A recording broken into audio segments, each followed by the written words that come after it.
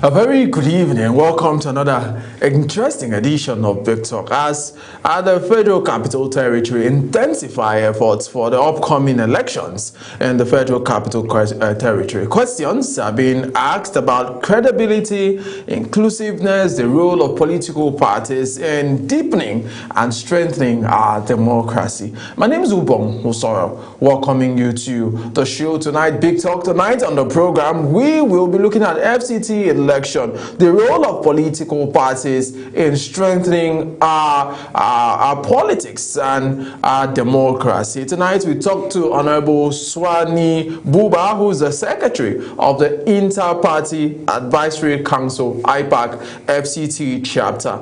IPAC is made up of all political parties who come together to advise to deepen and strengthen the electioneering period and democracy process in Nigeria. And that's going to be our show for tonight. So we have Honorable Swani Buba, who's joined me. And Honorable Swani is actually my friend, but we've not seen for a long time. Happy New Year to you, Honorable. Happy New Year, Ubong. Good evening. Right. It's good to see you again. It's good to see you. Good evening, viewers. I'm glad to be here. Right. So my name is Honorable Swani Buba, and I'm the Organizing Secretary for IPAC FCT. Right. Yes. Organizing Not the Secretary. Okay, Organizing Secretary. Yes. Sorry. I get that. No, we'll make that adjustment. Yeah. Okay, so Honorable Buba, what role we see democracy? I'll start by asking, have you monitored and as you noticed the Nigerian political stage? What do you see? Do you see growth? Are we making progress? What is happening with our politics, our democracy? Yeah, Inter-Party Advisory Council is a pivotal institution in Nigeria's democratic landscape. It's an umbrella body of all registered political parties in Nigeria, and it's been in existence from the Political Parties Code of Conduct 2006. We had our first executives in 2009. Now I'm talking about the national body. In the FCT here, I am the organizing secretary, and we try to come together, all political parties, to sit down under an umbrella and talk about deepening democracy in Nigeria. So far, so good. We have the times that things don't really go well, where we're expecting all political parties to be available. They are not there. We hardly have all political parties together in the same room. Those are a few challenges. That's one of the challenges that we're facing. But we try to engage stakeholders in the political space, especially the FCT. For the time that I've been the organizing secretary, I know we have gone to see some of the area council chairmen who are stakeholders in the political space. We've had a one-on-one with them. We talk about issues and how we can make the process smoother and free and fair. We've also had engagements with INEC several times on different forums where we also talk about the same thing. It's all about a free and fair election. Well, they have assured us of a free and fair election. INEC has also assured us that the viewers will work this time around, and we're hoping that that will happen. We are holding them to their words, and we're hoping that we'll get good and credible elections this time around.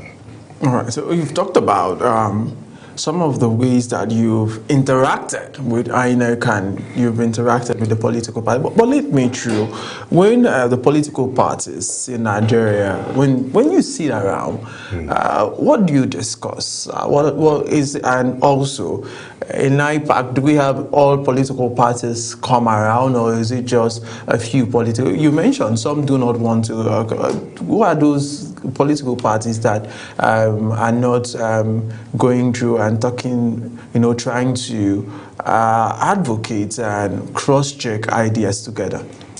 I will not call political parties here, but we hardly have all political parties on the table. So the big political parties that we know, in quotes, are they always around? Well, the chairman of FCT IPAC is APC, so he's always around. I'll leave it at that. We have 19 political parties. Some of the small ones don't come. I'm of the Zenith Labour Party. I'm always there because I'm an ESCO member. Not because I'm an ESCO member, but I also want to deepen democracy in the FCT. So we sit down, we try to know problems of parties. Majorly, it is about, like I said, it is about free and fair elections. So we talk about INEC and how we feel, which way they should go. I'll give you one example. During the voter registration exercise, we had engagements with INEC because we are the ones that are closer to the people. So they tell us their problems. We now take it to INEC. We had to meet INEC at some point to discuss about the period within which this voter registration should end. From our engagements, we were able to get an extension of about 4 days, which was very good for some of our people. And you see, IPAC is the only body that can have that kind of engagement with INEC, and they would even comply. So you see, these are the little things that actually IPAC does, which helps the polity, especially in politics. All right, so let's talk about the assessment, your assessment and preparedness of what political parties in FCT are thinking about the upcoming FCT area council elections. What are the parties thinking? And when you sit with your colleagues, your other politicians from other political parties, what is their thoughts about this election that is coming? Because we've even seen statements from the ADC who will be contesting in this election, saying it should be shifted because the time is going to be a fasting period, Ramadan period. So what are the political parties thinking about elections? Ubong, there are parties actually that don't believe that these elections will go smoothly, and they have their reasons. Why? Because INEC keeps, even from the last elections, we know what happened. INEC assured us that beavers would work, and So when we engage with INEC and we talk about failure of this in some part of FCT, they assure us that they say it's better now. There's an improvement. What can we do? We can only hold them by their words, but we put it to them. We let them know that these are the challenges that we faced the last time. We don't want those challenges anymore. And they assured us that there's an improvement. So we'll hold them to their words, Ubong. Let's see how it goes. Yes, even the issue of ADC saying they should shift the elections, we as a body, we thought of it too. But there's a calendar. We thought of it because elections will start on the 21st. That will be like 3 days into the Muslim fasting. We discussed about it, but and then met INEC on it. We wanted to have a press conference, but when we discussed with INEC, we find out that shifting that election is going to distort the calendar, and it will not go smoothly. So we decided we just left it at that. I will just plead with our people to just sacrifice that day. It's a one-day thing. I think by 3 or 4, everything is over. Let's just see what we can do and just finish the elections on that day. That's it. All right, so the preparedness, have you spoken to people who are I know you are in AMAC, but have you reached out to people who are in Buhari, who are in the or other area councils, and what are they saying? And reaching out to people, this is a period a lot of people are campaigning, a lot of people are going from place to place. How are your people, your party, and your team and other politicians, how are they going to meet the people? And how are the people receiving it? Because that's like a symptom or a sign of how people view our democracy at this time. Yes, Ubong. There are plenty times that we have to convince the people that it would not be like this voter apathy is already there. So we meet them and then try to talk to them about it. We've had engagements with the police commissioner in the FCT. Tomorrow we're going to have another meeting with the DSS. And it's all about security. Aside security, we also have issues of vote buying, Right. which we also brought to the table of the police commissioner. I remember the ADC chairmanship candidate brought this up about vote buying in election on election day. Like I said, they will always assure you. They said if you come with money, make sure the police doesn't see it. If they see it, they will. But what does the electoral law say about it? It's either they hand them over to INEC, but INEC is not the prosecuting body. It's still a question mark there. I know the national IPAC, they're engaging with the National Assembly on the Electoral Act to see some amendments to be made, but that is towards the 2027 elections. So, for these elections, the police have assured us of security because those are the concerns that we brought to them based on what we hear the people talk about when we go for campaigns. Security, there are places where getting there is really a problem, or not just getting there by INEC is a problem, and then the police presence is usually not much there. So hoodlums can just come take advantage. So they assured us the beavers and the IREV, even in places where there's no network for the IREV. Once they finish, immediately they get to where there's network, it will upload. So all they said is for us to have our agents that would sign the sheets where the numbers of votes has been, and then sign, and then we'll leave that to them. So like I said, we would hold them by their words. Right, absolutely. Yes. We've talked about how Nigerian democracy have, evolved over time, and what role is IPAC or has IPAC been playing in safeguarding and keeping and grooming in seeing to our democracy as we constantly have this time that we've had this experiment of our democracy from 1999. What are some of the vital roles that you've seen and say, this is what our parties have done? Because some Nigerians still blame. They say political parties are not giving Nigerians the kind of leadership we should have had by now.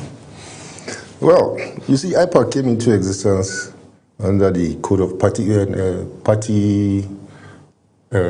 Parties Code of Conduct 2006, where we had our first executive in 2009. The national chairman, the present national chairman, Alhaji Yusuf Dantale, has actually done a lot. He has been engaging. You can only engage with the stakeholders in the political space. I remember when there were issues of 3 years or 4 years tenure for chairmen in the area councils. It was in court, and the court gave judgment. So when the judgment came, the INEC had to give a pronouncement. So the national chairman now got or us, that's the state chapter, we had a meeting with INEC, where INEC gave us the ruling that it's 4 years. This we transmitted to the chairman, and it was a thing of joy for them, yes, because they've gotten an extra year, yes, you know. So Dantale has been pushing for credible election, because that is what will make the democracy thrive. Right. Yes, he has actually been engaging with stakeholders. He has been organizing seminars with NIPS in collaboration with NIPS and other UN agencies to also make the chairman of IPAC, because we have 36 plus 1 LCT chairman. We have chairman in all the states. They always come together and discuss a lot of changes they would want. Before he takes any action, he has to discuss with the whole IPAC before he now goes to the stakeholders and see what he can convince. Because it's all about, IPAC is the only body that can do that. And so far, so good. He has done what he can do. And everybody can just do his bit and then leave the rest for, like now we're preparing for our elections coming up in March, where a new ESCO will also be formed. So we'll work on the little things that we didn't really do with this ESCO. We'll improve on it, and then after the next elections. All right. Before we come back to IPAC, I just like to ask about our democracy. Yeah. When you look at Nigerian democracy, look at our political parties, there seem to be a lot of internal disputes over time. We've seen conflicts, and people keep asking, what of internal mechanism for resolving this conflict? How do we strengthen this mechanism? And is that even something you discuss at that level, at IPAC's level, as to strengthen democracy internally and not bother our courts with cases the way we keep seeing it? Yes, it's also internal dispute mechanism is also one of the listen that IPAC is supposed to be having with its fellow chairmen of other political parties. But you still find out that these parties still have those kind of issues. I can speak for my own party anyway. Mm. My own party, the Zenith Labour Party, we have an internal dispute mechanism that we have put in place, where we try to, whatever the issue is, we sit down, we discuss it, and chat a way forward for it. But I'm not here on behalf of Zenith Labour Party. I'm here for IPAC, and we try to do things like that. But you know, like ours is the FCT chapter, so it's just the chairman of state. These disputes that come up sometimes is from the national. Right. Yeah. Yes. So I might not be able to speak on that, although I know the national chairman is trying his best. But we in the FCT, we are actually like one family, you know, and we meet regularly, especially the executives, and see how we can always be on one page. And sometimes it works. Sometimes when it's at the national level, there's nothing you can actually do as a state. But so far, so good. We know we're doing our best, actually. All right, so let's look at the FCT as a case study. Yeah. What's going on? How's the engagement, the reception, and you know, the kind of politics we play here? Are you satisfied? And you see, this is a model that other people can copy. Yes, like for the FCT, we are like a family. The chairman of different political parties, we're like a family. We have decided to be having meetings we don't just have one venue. Like the last meeting we had it in my own party, the Zenith Labour Party. The next can be in the APC party office. The next one can be the PDP party office. And we just go around that way. And we try to stay as one, speak as one, try to understand each other's problem. If there's any problem, you bring it up, and then we discuss it. And you know, normally politics, it's a game of numbers. And there are sometimes we have to put some things to vote, and the majority will always have their way. Yes, but the minority will always have their say too. Yes. So we try to at least see how we handle issues that come up. Sometimes, yes, it's not as rosy as that. And sometimes what is expected from the executive is quite high. Like in the FCT, the minister is supposed to be our father. So I've been saying some weekend. Yes, but since we came on board, he came on board, we've not been able to meet with him. We've tried several times to do that, but we've not been able to meet with him. I can also say that some of the area council chairmen also are difficult to meet. I don't know why, but they should know that we are stakeholders, and a very big one in this game in the FCT. So we're hoping that someday they'll come to their senses and give us that audience, because we don't bite. All we want is to deepen democracy. That is what we stand for, to deepen democracy. And give us listening ears. Let's talk and chart the way forward. That's all we're asking for. All right. So one of the issues that I've constantly confronted Nigerian political space has been the issue of ideology. A lot of people talk about this, that political parties do not have ideologies, and you know, what is the ideology behind political parties in Nigeria? It's a constant recurring decimal in our political landscape. When political parties meet, chairman or political parties meet, do you discuss something about ideologies? And how can we now have different political parties have unique ideology? Or is it because they all meet together, everybody say, okay, you can leave party A tomorrow, after all, we've all been together and come to my party? It's still a work in progress, Ubo. And I assure you that we'll get there someday. It's not that easy. Political parties, the kind of politics happening in Nigeria now, there's work to be done. Our democracy is still very, very nascent. Very what? Very, very nascent. Oh, okay. Even though we've spent... very innocent. Nascent. It's still a nascent democracy. Okay. Yeah, you understand? Yeah, I understand. Well, I'm saying this despite the fact that it's 26 years now. 26 years now, yes. 1999. Yes, but we really haven't gotten to where we're supposed to be. So if you talk about ideology now in political parties, we're yet to get there, because political parties have actually become just special purpose vehicles for people to just actualize their dreams. But we, in our various parties, like I said, I can always talk for my party.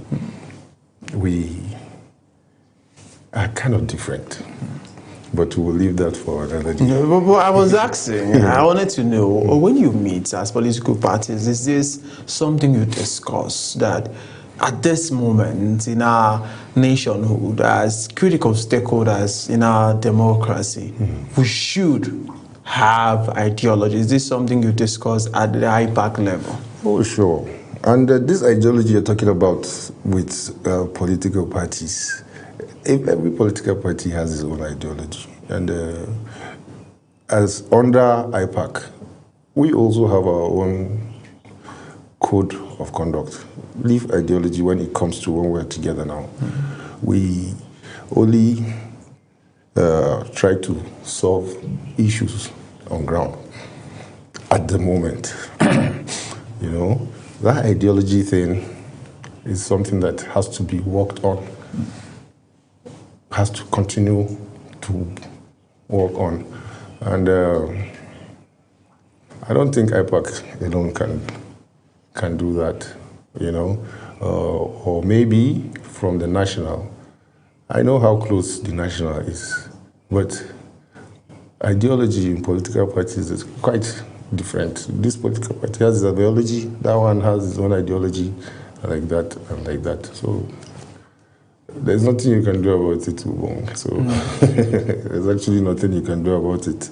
You can only pray for the best.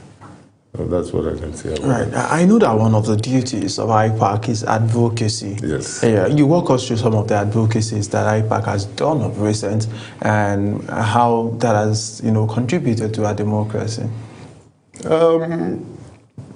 We are working on some things right now.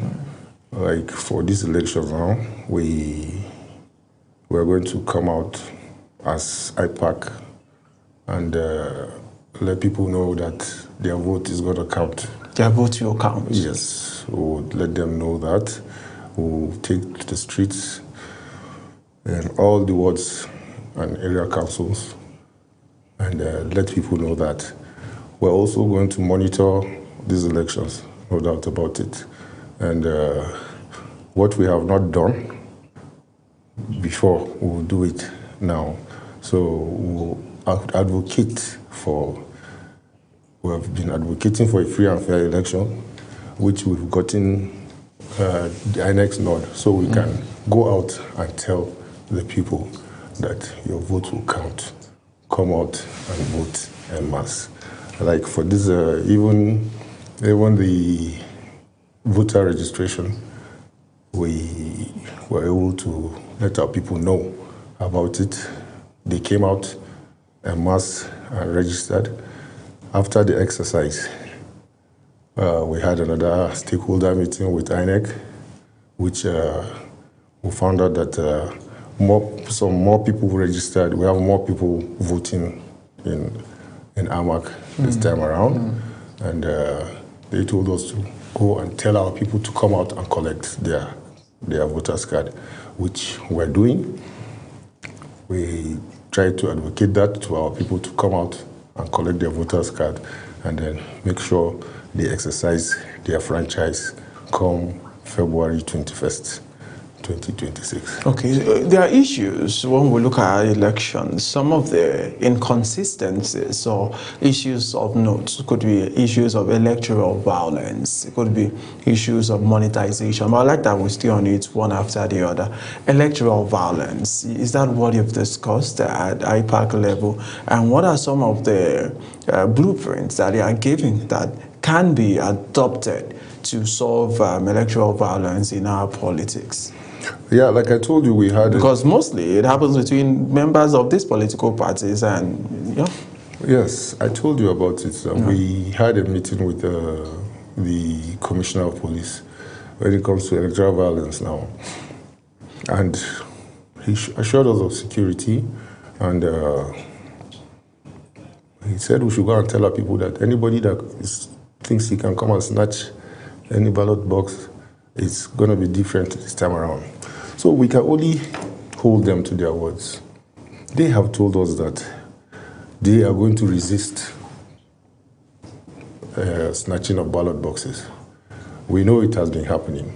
So we would like to see if it happens again or not. But they have assured us that it's not going to happen. Right. So we'll hold them to their words. Right, so let's go for a short break. But when we come back, I'll ask you about how you speak about comradeship. If somebody loses an election, the ability to accept. Sometimes we see peace accord being signed, and I see IPAC, always available at those kind of meetings. But let's go for a short break, and when we're back, we still have Honorable Swani Buba, who's with us as we discuss FCT election, the role of political parties in delivering a free and fair polls. Stay with us. We'll be right back after this break. It's our economy. Politics shapes our security. Politics defines our future. But who is asking the hard question? Is intimidating governors to our opposition, and some allegations even say monies are offered to the tune of billions of naira to these governors to come to the APC. On Big Talk, we take politics beyond party lines and press statements. We interrogate policies, challenge power, and it shall be addressed, and demand accountability from those who govern, from the presidency to the National Assembly, from state governments to grassroots politics. We break down the decisions that affect your daily life. No propaganda, no political comfort zone, just facts, context, and fearless conversations. Big Talk is where leaders explain, analysts dissect, and the people understand. 2015 elections were not held. They are doing rigging. Don't just watch politics, question it. Tune in to Big Talk on Global Television every weekday from 7 p.m. to 8 p.m. Join the conversation.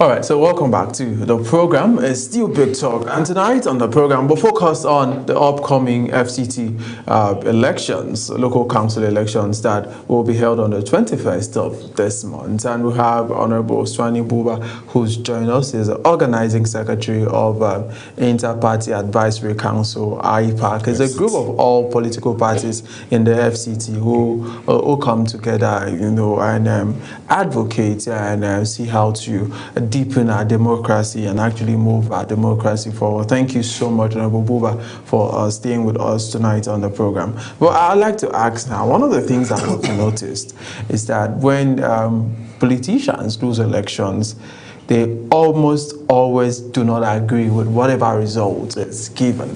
And to so many persons, that could be hurting to our democracy when we do not have politicians accept electoral results. It's almost always in doubt. Apart from the case in 2015, when we had Goodluck Jonathan make that phone call. We saw 2019, it was contested up to the Supreme Court. 2023, contested, hotly debated till today. A lot of persons, you know, still say things about that 2023 general elections, even up to the Supreme Court. So what is IPAC doing, and how can we have a political system where we just trust our systems and believe in the results and in what comes out for us?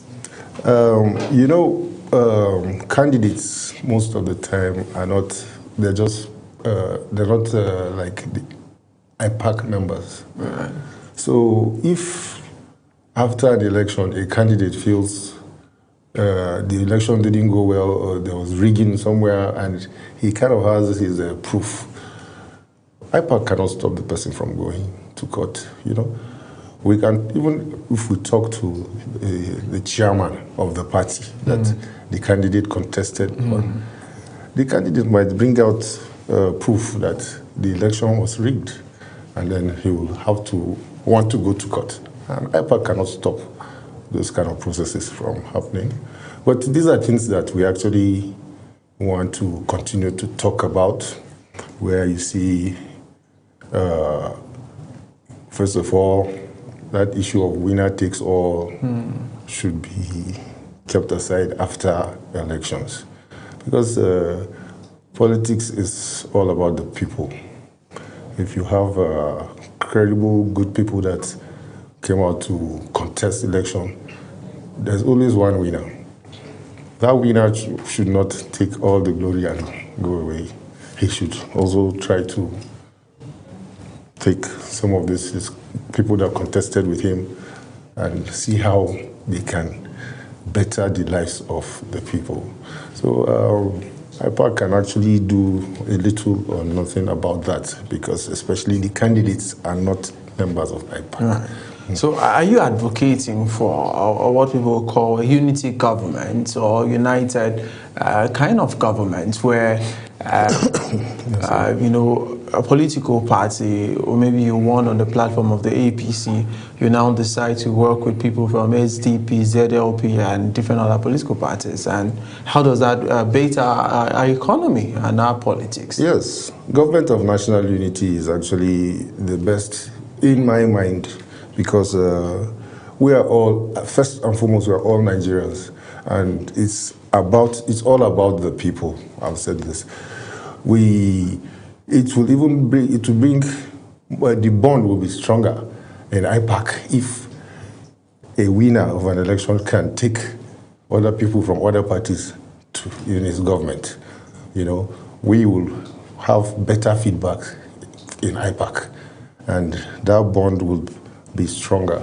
So yes, Ubong, I am an advocate for Government of National Unity, because I know that it's all about the people. All right. So one of the other things that we see happen a lot in our politics is monetization of our political process.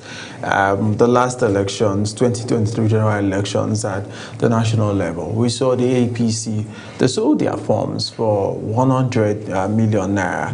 The PDP wasn't so far away from that. It was upwards of 80 million naira. And we saw other political parties. What is IPAC doing to, talking to these parties to reduce the amounts they sell forms, so that Nigerians who may not have the way without, but are interested in giving this service and giving themselves to their people, can also be part of the process? Yes, that is why we have about 19 political parties right now. There are some that sell their forms very high, and there's some that even is as low as nothing. Yeah, I agree with you totally, Ubo, that you can have a very popular candidate that does not have the money to go and pick these forms from these big parties. Right. And it is actually wrong, but it's what it is. IPAC on its own would, or rather I will suggest it to IPAC. Let's discuss going forward. Well, I don't know where it will take us to, but there are parties that sell their forms close to nothing.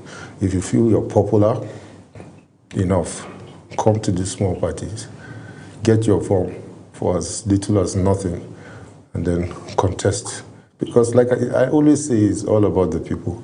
If you feel the people are with you, we know how poverty has been weaponized. My party is a small party. We've gone round, but I know what they keep telling us. We're hungry.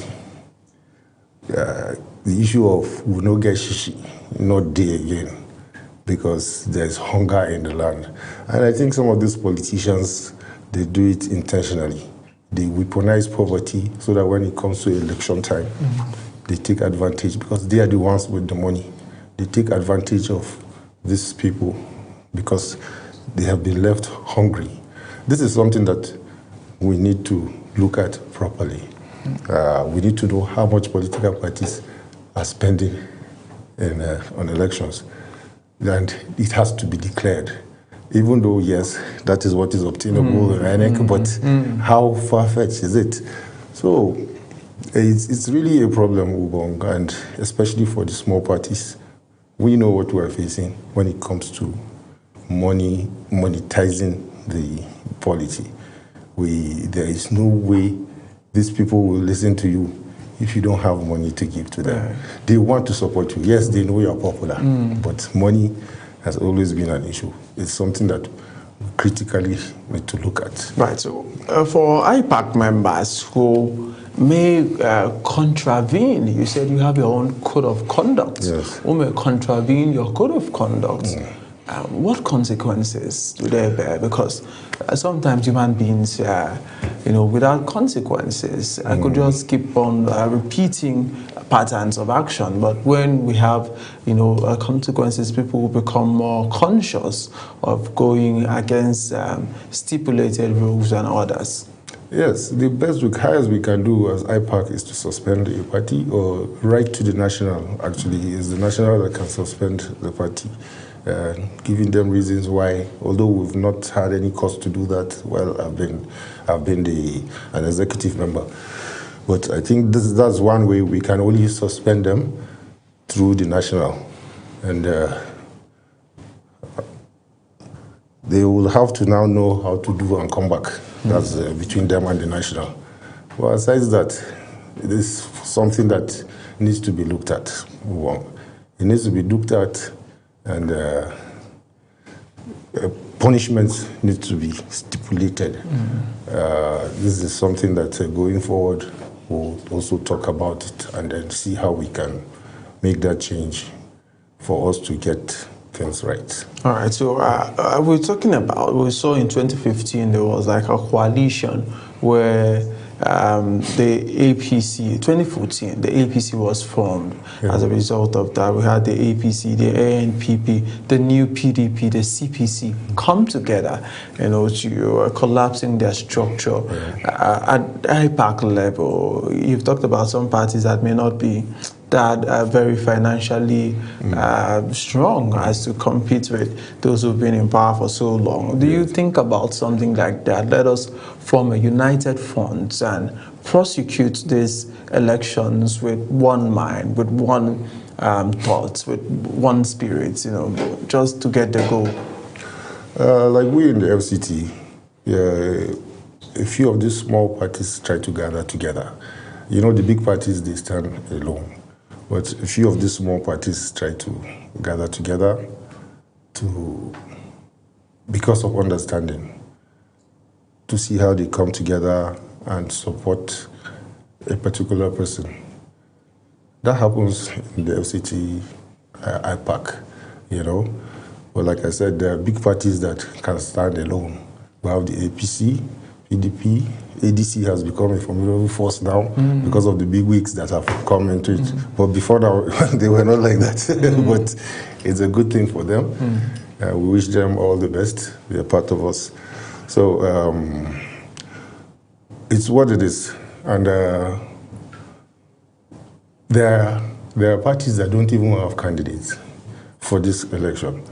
And these parties can easily align with another party within IPAC and go to the election supporting a candidate. So it happens. Right. So for your leadership, do you rotate the leadership? I see APC now. You've said your chairman is from the APC. Yes, he's from the APC. The next chairman will go to another party. How do you do it? We don't do that based on party. We do that if you are interested and you want to vie for a position.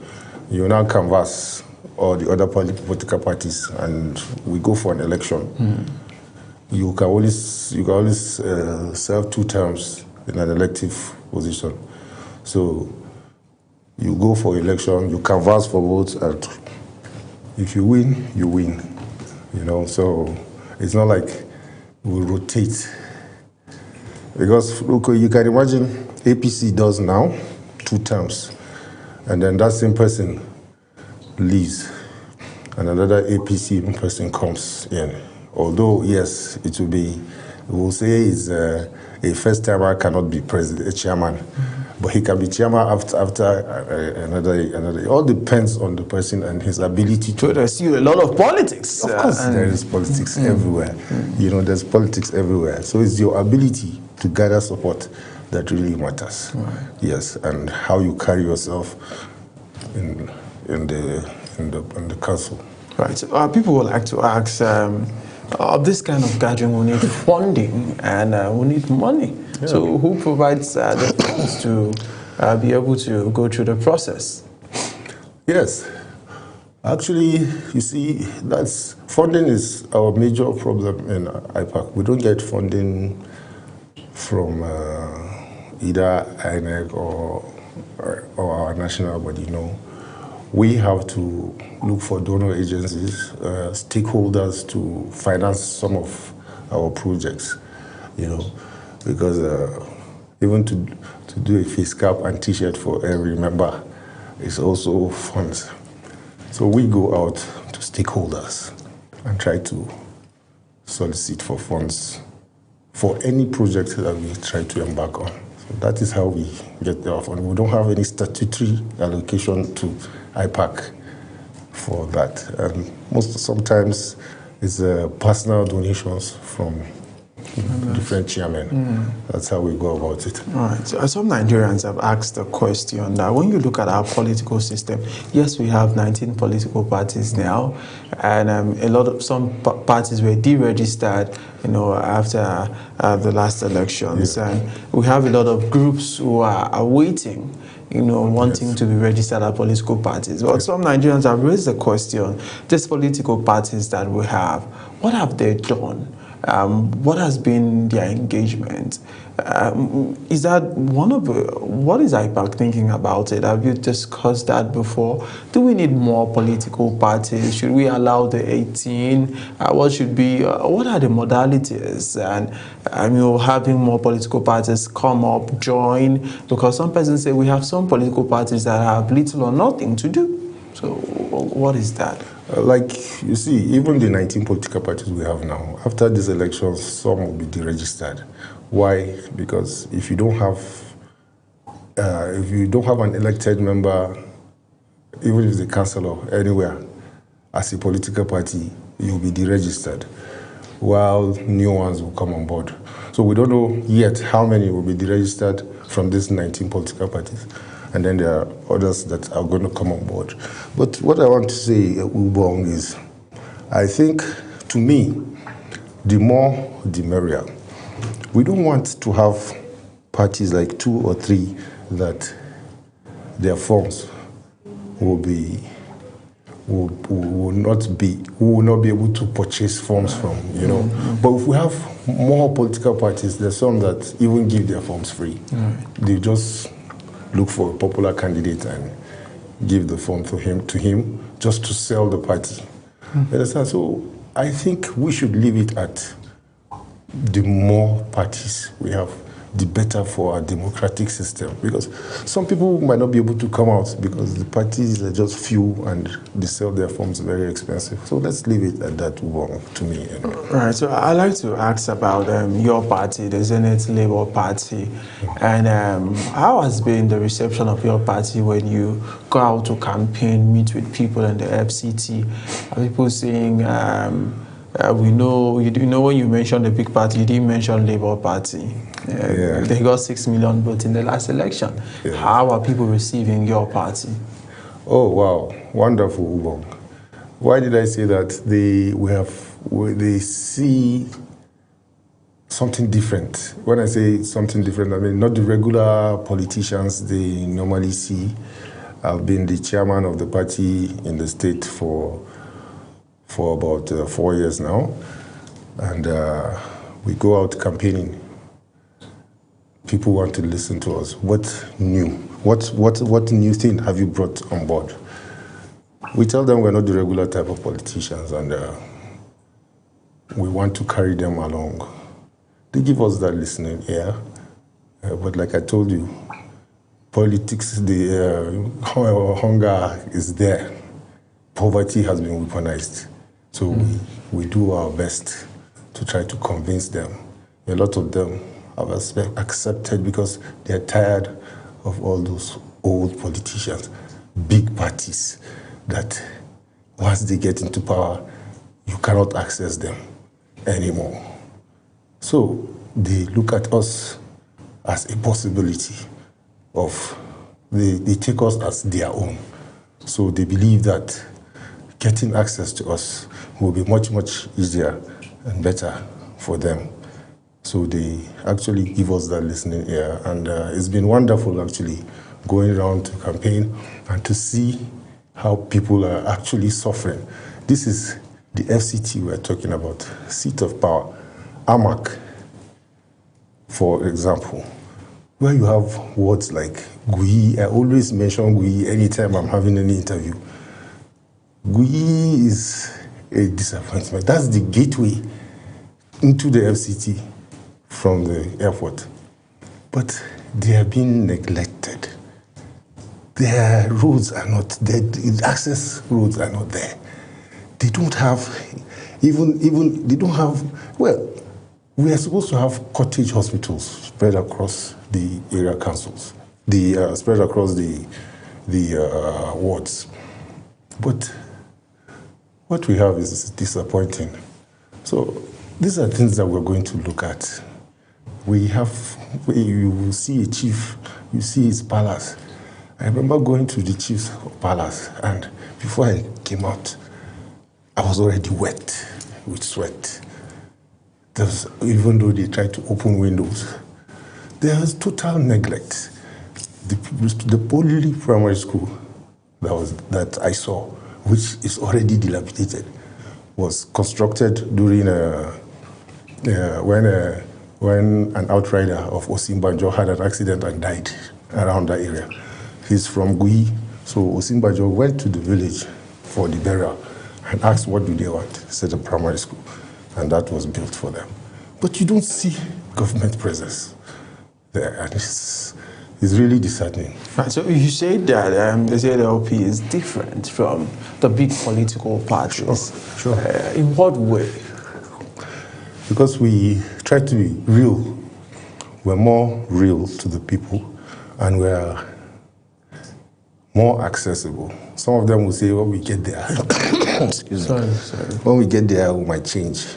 But it's better they take that chance with us. When we have formed a lot of groups, volunteers, and all whatnot, that we're going to work with, and we have assured them that once we come on board, we'll also bring them on board.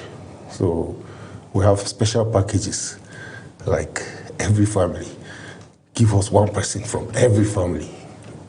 In the FCT? In the FCT. No, in the AMAC. Right. Give us one person in every family, because we have different programs for them. We have the Artisans 3R. I think my vice chairman spoke about it, and the Drive to Own scheme. We're going to train you, retrain you, retool you, and rebrand you. And you can imagine what it is if every family has one person that is up and doing. The family will be okay. And in the long run, the economy of AMAC will improve. Right. So these are things we're looking at. Right. So as we try to end the program now, what is AMAC's assessment of the preparation of INEC as we go into the election? Is it fair, good, excellent? What's the assessment? You see, if you ask me, I'll tell you it's good. Why? Because we've had engagements with INEC as an IPAC member, right, and as an IPAC executive. The resident electoral commissioner has been up and doing. You know, anytime I pass that office, I see his car there. He's always doing one thing or the other to make sure that these elections go smoothly. And he has been following the timetable as is, you know, and he has listening ears. Anytime we try to see him, he'll just say, come.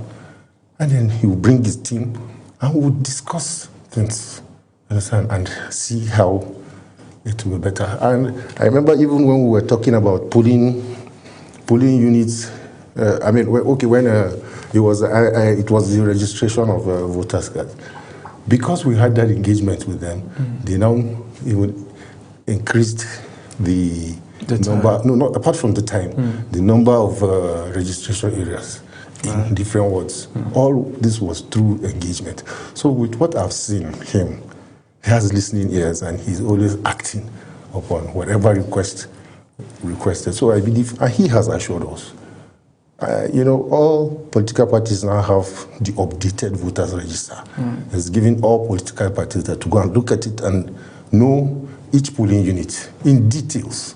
He has done that. So we believe that, well, for me, I know it's good. But we'll see what comes come out. Thank you so much, Honorable Sfani Buba, for speaking to us, National Organizing Secretary of the Inter-Party Advisory Council, IPAC, FCT. Thank you so much for coming on the program. Thank you very much. And we wish you and we wish IPAC, we wish FCT wonderful elections come 21st day of February 2026. Thank you so much, Honorable. Thank you very much, Ugo. All right, people, that's the size of our program for tonight. We looked at FCT elections, the role of political parties in ensuring free and fair polls. My name is Ugo Musara in Abuja, and I'm saying bye for now.